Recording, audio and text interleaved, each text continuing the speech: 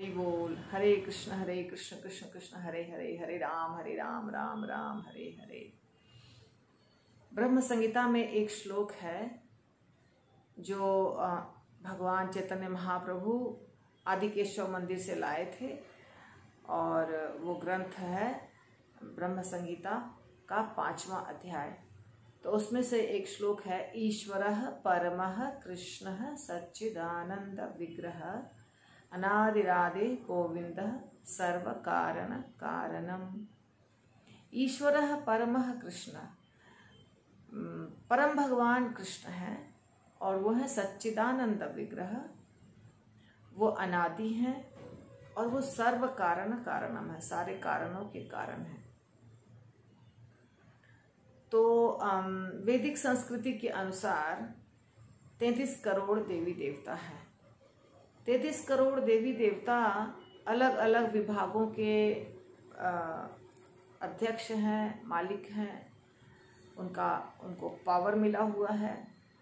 तो जैसे कि पवन देवता हवा के देवता हुए, वरुण देवता पानी के देवता हुए, सूर्य देवता जो हमें रोशनी देते हैं, चंद्र देवता रात को हमें ठंडक देते हैं, पृथ्वी माता है, ऐसे अलग अलग बहुत सारे देवता हैं जो अलग अलग सेवा करते हैं।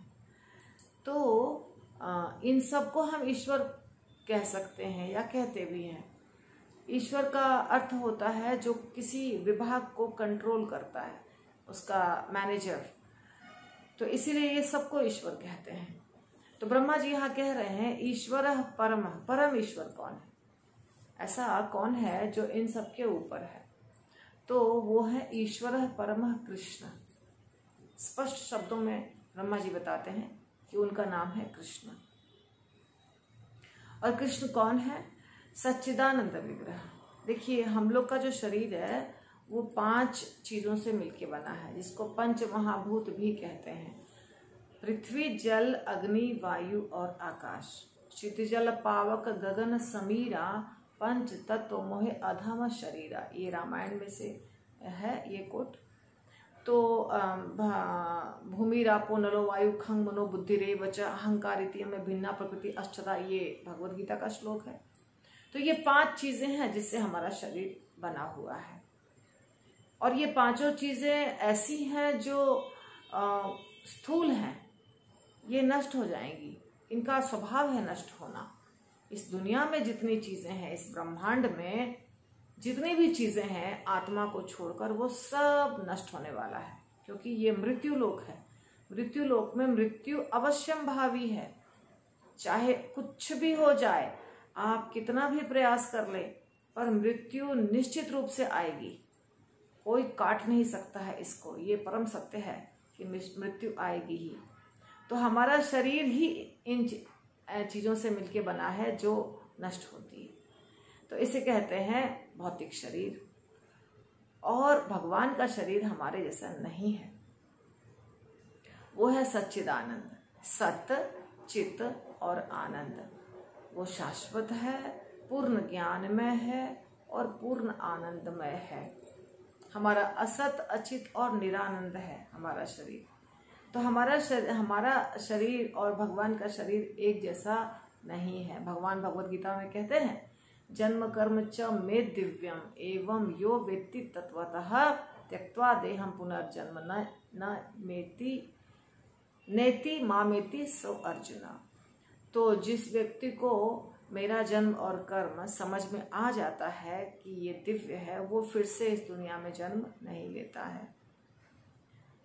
तो भगवान का शरीर दिव्य है, इसलिए उसे कहते हैं सच्चिदानंद। और वो एक रूप है, विग्रह। वैसे जो आप मंदिर में देखते हैं वो भी विग्रह ही हैं, सच्चिदानंद विग्रह ही उनको भी कह सकते हैं। जगन्नाथपुरी में या वृंदावन में या अयोध्या में या तिरुपति बालाजी में, जहाँ भी आप जाएंगे, बद्रीनाथ में, जहाँ भी आप जाएंगे, वैसे आपको भगवान की मूर्ति लकड़ी की, पत्थर की, पीतल की ऐसी दिखाई देगी।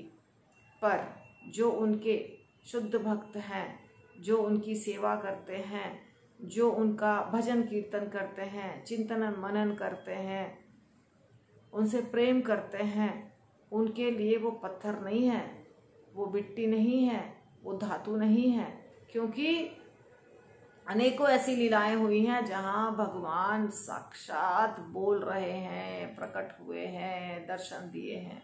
ऐसी बहुत लीलाएं हुई हैं, क्योंकि भगवान का शरीर है सच्चिदानंद। एक सी छोटी सी लीला मैं आपको बताती हूँ समझाने के लिए। एक दो ब्राह्मण थे, दोनों ब्राह्मण अलग अलग घर के थे। एक बूढ़ा था और एक जवान था, और दोनों तीर्थ यात्रा पर निकले थे। सत्य घटना है ये। जब तीर्थ यात्रा पे निकले तो बद्रिकाश्रम वगैरह बहुत जगह गए, लेकिन जो बूढ़े ब्राह्मण थे वो बीमार पड़ गए, क्योंकि उम्र था, शरीर कमजोर था। तो इसके बाद वो वृंदावन आए, और ये दोनों अलग अलग गए थे, लेकिन वहां पे यात्रा में तो दोनों की पहचान हो गई।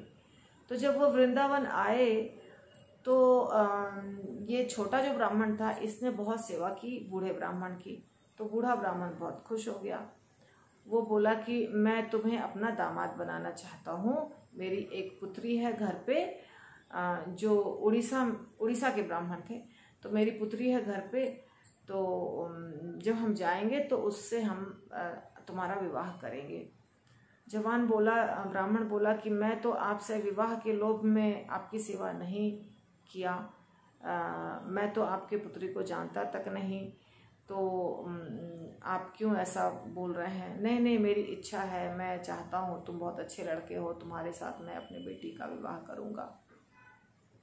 तो जवान ब्राह्मण बोला कि मैं गरीब हूँ, लेकिन फिर भी बूढ़ा ब्राह्मण तैयार था कि मैं शादी करवा दूंगा। तो इसके बाद वो लोग, उसने कहा, छोटे वाले ब्राह्मण ने, कि यदि आप ऐसा ही बोल रहे हैं तो आप यहाँ पे भगवान के सामने बोलिए। तो गोपाल जी का विग्रह था, और बूढ़ा ब्राह्मण गोपाल जी के विग्रह के सामने बोला कि मैं इस लड़के को अपना बेटी दूंगा, विवाह करूंगा। इसके बाद दोनों चले गए उड़ीसा, और कुछ समय बीत गया तो जवान ब्राह्मण आके बोलता है बूढ़े ब्राह्मण से कि आपने वादा किया था, तो अभी आप मेरा विवाह करवा दीजिए अपनी पुत्री से। जब बूढ़ा ब्राह्मण घर में ये बात बोला कि मैंने वादा किया है, तो घर वाले नाराज हो गए और बोले नहीं, हम इसको नहीं मानते हैं, हम नहीं करेंगे किसी भी सूरत में अपने पुत्री का विवाह या अपनी बहन का विवाह। ऐसे सब घर के सदस्य बोलने लग गए। बूढ़ा ब्राह्मण बेचारा मजबूर हो गया और चुप हो गया।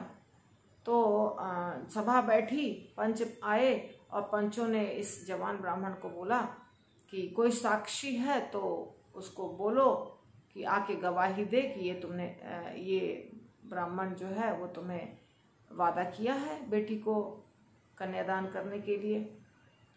तो इसने बोला कि साक्षी तो है गोपाल जी।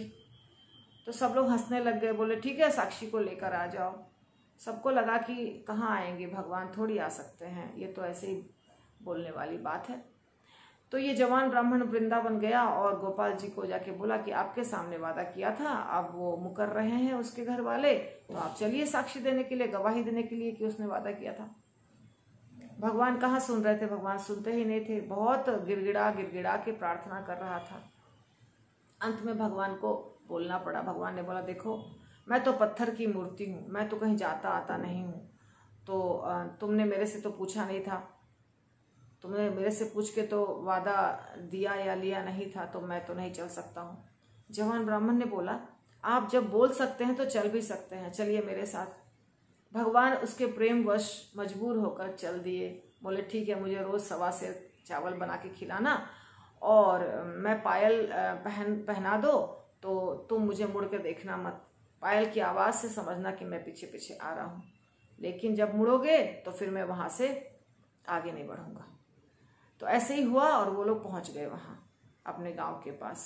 शॉर्ट में बता रही हूँ, समय कम है। तो वहाँ पे पहुँच गए और उसको आवाज़ जब सुनाई नहीं दे रही थी तो पलट के देखा तो भगवान रुक गए। बोले कि तुमको बोला था मैंने, तुम पलटोगे तो मैं आगे नहीं चलूँगा। गांव नज़दीक ही था और वो दौड़ के गांव वालों को बुला के लाया, चलिए भगवान आ गए हैं साक्षी देने के लिए। भगवान वृंदावन से पैदल उस छोटे ब्राह्मण के साथ उड़ीसा पहुंच गए। आज भी वो मंदिर है, सब लोग आए, विवाह हुआ, सब हो गया अच्छा। आज भी वो मंदिर है, उसे साक्षी गोपाल कहा जाता है और साक्षी गोपाल के नाम पर रेलवे स्टेशन भी है, तो हम लोग उसका दर्शन करते हैं हमेशा जा करके। तो भगवान जो है ना वो पत्थर नहीं होते हैं, भगवान तो जैसे हमारे अंदर जान है वैसे उनके अंदर भी जान होती है। लेकिन जो उसको पत्थर मानेंगे, उस भगवान के विग्रह को, उसके लिए तो पत्थर ही होंगे।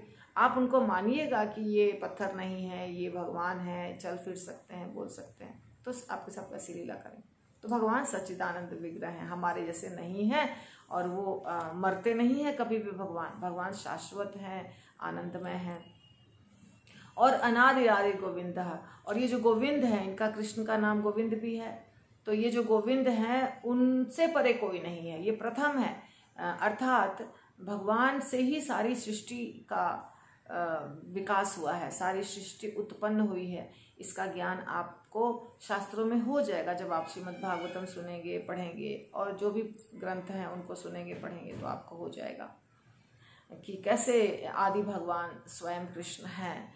तो यहाँ पे ब्रह्मा जी स्वयं कह रहे हैं, ये ब्रह्मा जी के वचन हैं कि अनादि आदि गोविंद। हमारे माता पिता कोई होते हैं, फिर उनके माता पिता कोई होते हैं, ऐसे करते करते सबके पीछे कोई होता है, लेकिन कृष्ण के पीछे कोई नहीं है। तो आप कहेंगे द्वापर में कृष्ण आए थे, उसके पहले ठीक है, द्वापर में कृष्ण आए थे लीला करने के लिए, लेकिन भगवान का नित्य धाम होता है जहाँ वो शाश्वत रूप से विराजमान रहते हैं। ऐसा नहीं कि भगवान कृष्ण ही रहते हैं, रामचंद्र जी भी रहते हैं, विष्णु भगवान भी रहते हैं, नरसिंह भगवान भी रहते हैं। ये सारे भगवान के वैकुंठ लोक होते हैं जहाँ पर ये विराजमान रहते हैं, सदा सदैव नित्य निवास करते हैं वहाँ पे। और यहाँ पे हमारे पास जब ज़रूरत होती है तब आते हैं, अर्थात प्रकट होते हैं, अवतरित होते हैं। जैसे सूरज आपको रोज पूरब में उगता हुआ दिखाई देता है, पश्चिम में डूबता हुआ दिखाई देता है, पर सूरज तो खत्म नहीं हो जाता है, वो तो रहता ही है, केवल हमें दिखाई देता है एक बार उगता हुआ और एक बार डूबता हुआ, पर है तो नित्य वो। इसी तरह भगवान भी हमें कभी प्रकट दिखाई देते हैं और कभी प्रकट नहीं दिखाई देते हैं, पर भगवान तो सदैव हैं। अगर वो कोई मर जा रहा है तो वो भगवान नहीं है। अगर किसी को आप देख लें कि वो मर गया तो फिर वो भगवान कैसे हुआ? भगवान वो है जो मरते नहीं हैं।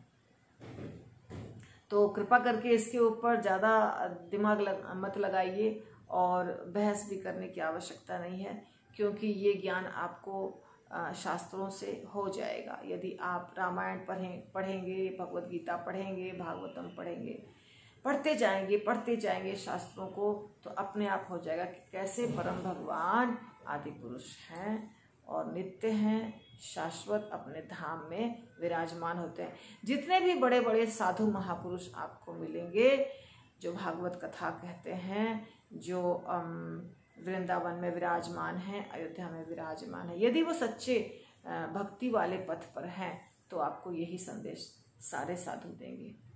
हरि बोल। श्रील प्रभुपाद की जय।